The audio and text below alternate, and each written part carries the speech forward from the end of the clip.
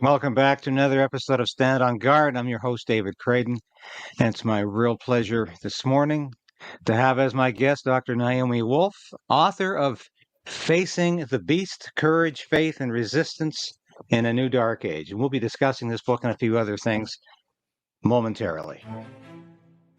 So we are in a very precarious position in this country. We need political change, but we also need the resolve to resist.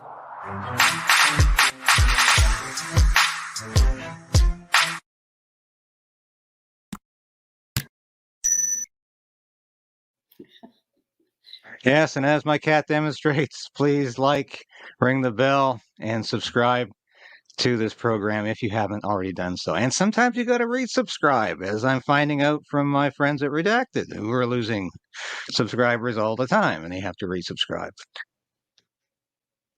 Really enjoyed your book, Naomi. I read it over Christmas. It was a Christmas present, actually.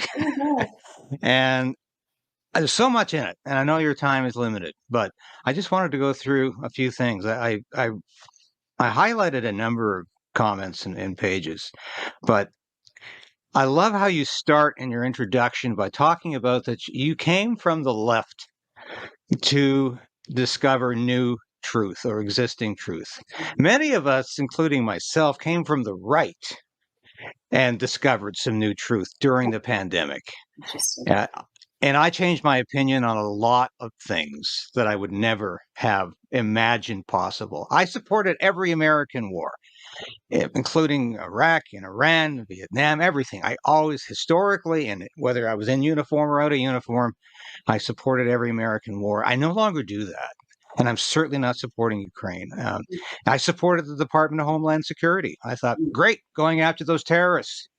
Never going to go after me or free Americans. And of course, Canada has its counterpart to the Department of Homeland Security. And yes, they're going after Canadians now, no matter what your politics. So, how was it for you personally to lose so many friendships, to have people who once lauded you as a premier writer of feminist literature, suddenly be a conspiracy theorist and a crackpot? How did that feel? Well, it was pretty shocking, but more for what it revealed about people I thought were critical thinkers and institutions that I thought were real journalistic outlets with classical journalistic values, than the effect on me personally. And for your viewers who may not know, my life changed completely, and this is one of the subjects of Facing the Beast. In June of 2021, when I posted an accurate tweet that women were having menstrual problems upon receiving the mRNA injection. And overnight, I was deplatformed from Twitter and Facebook and YouTube, but also there was a global smear campaign. My bio changed all over the world overnight, with conspiracy theorists now being the top line, whereas before it was Yale University, Oxford University, Rhodes Scholar, advisor to a vice president and presidential campaign. And I didn't understand the role of AI at that time in journalism, so I didn't even get how that was possible. But overnight, news outlets that had published me for decades, or where I had been a columnist, who constantly sought out my quotes or my appearances, treated me as if I was an insane person.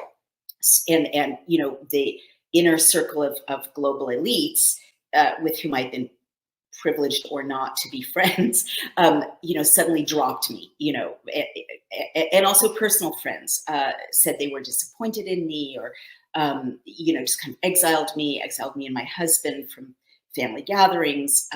It was pretty shocking.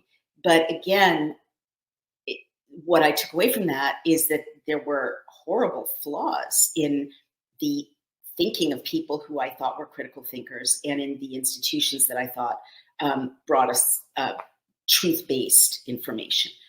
In terms of my own personal reaction to being deplatformed, it was, or whatever, shunned, exiled, reputationally smeared. And it turns out 2 lawsuits have confirmed that the smearing was at the behest of the Biden White House, talking to the CDC and DHS and Twitter and Facebook to get me deplatformed and smeared, which is pretty scary. This is an administration for whom I had voted. But even if it wasn't, you're not supposed to, it's unlawful to do that to American citizens. But in terms of my own personal life, it's very uncomfortable and weird to have been and to be shunned in that way and have my, reputation online damaged or altered. But it doesn't really matter in my view, because, I do believe, I'm kind of skipping ahead, but I do believe I'm answerable for my life, that I don't get to do whatever I want with my life, that someday I'll have to account for it.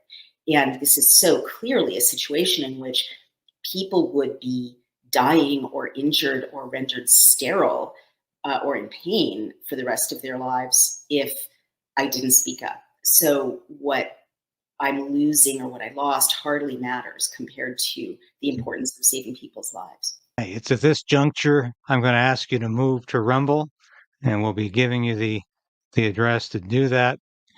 Thanks for watching so far. The best is yet to come in this interview.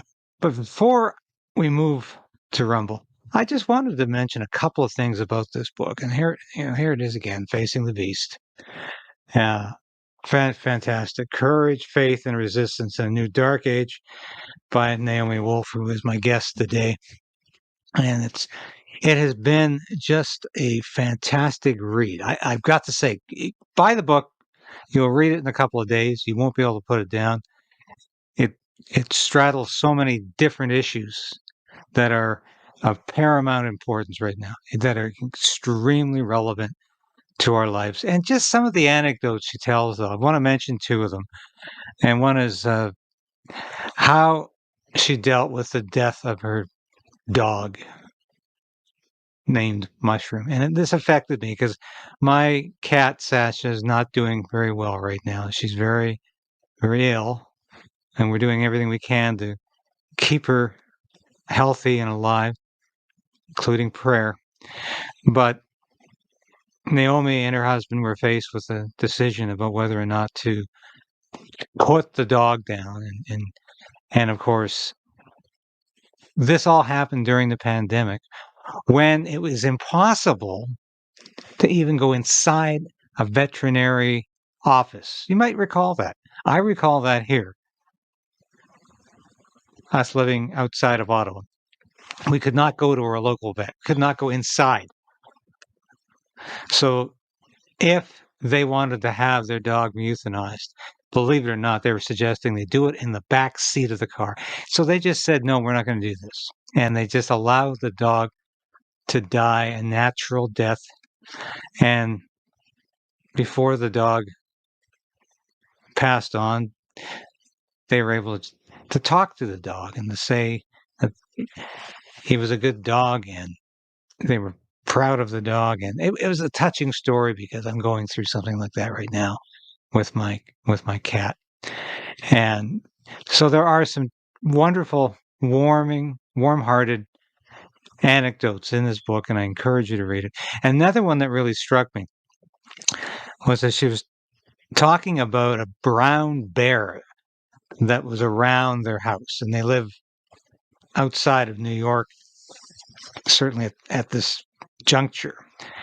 And Naomi writes about the fact this brown bear came to her house while she was alone and tried to literally break into the house, go through the door.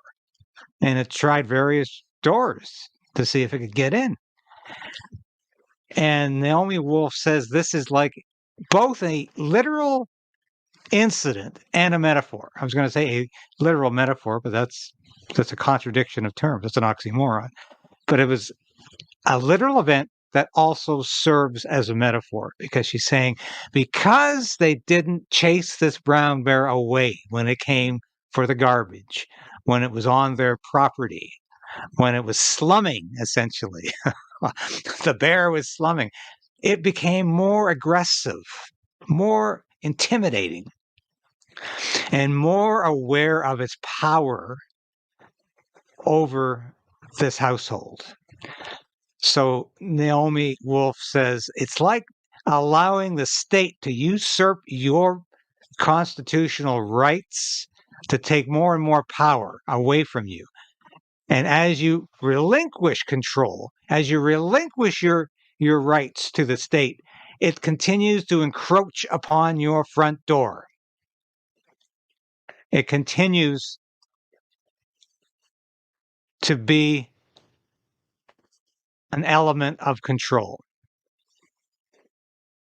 So I think this is a very interesting anecdote. And there's many more like it in the book. It's not all politics, and some personal reminiscences that are, I think, very good. So thanks for watching the rest of this interview in Rumble. We're going to move there now. And thank you very much. And buy the book. If you want to read